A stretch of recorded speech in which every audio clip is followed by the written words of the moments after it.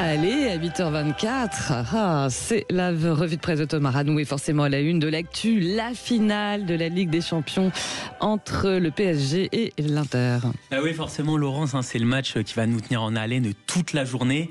Le Parisien aujourd'hui en France titre avec en gros plan le capitaine Marquinhos, accompagné de la phrase « Oh pour toi Paris-SG, on va se casser la voix », une formule inspirée de l'un des nombreux chants des ultras parisiens. L'équipe parle de l'accessible étoile pour le club de la capitale, qui pourrait donc devenir ce soir le deuxième club français à remporter la Ligue des Champions après l'OM.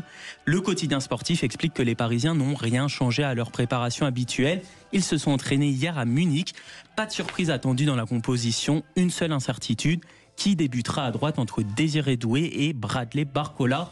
On reviendra de toute manière plus en détail sur ce match dans le journal des sports à 8h50. Ouais, avec Jules Boscherini, puis également à 9h avec notre spécialiste Elvin de Fazio.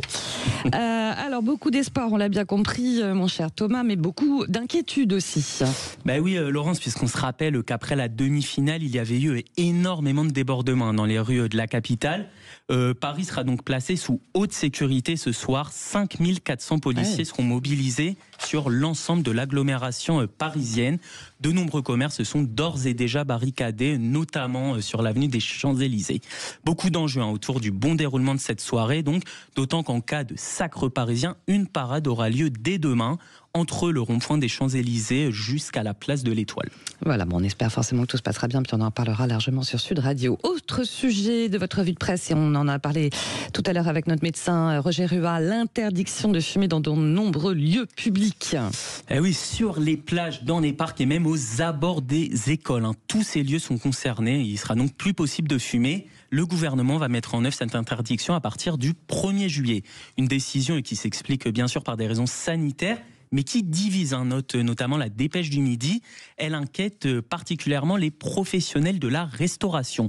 On va perdre des clients, les gens viendront mais resteront moins longtemps, puisque nous sommes collés à un parc, rapporte notamment une restauratrice. Pourtant, ces interdictions pourraient être élargies dans les années à venir, selon le quotidien du Sud-Ouest. Près de 7 Français sur 10 se disent favorables à l'interdiction de fumer sur les terrasses des cafés et des restaurants. Plusieurs acteurs engagés dans la lutte contre le tabagisme préconisent cette mesure qui ne fait donc pas l'unanimité. On vous pose d'ailleurs la question sur nos réseaux sociaux, sur X notamment. Voilà, qu'en pensez-vous ? Pour l'instant, c'est toujours un gros non à 66% face à ces interdictions. Merci pour votre revue de presse, Thomas.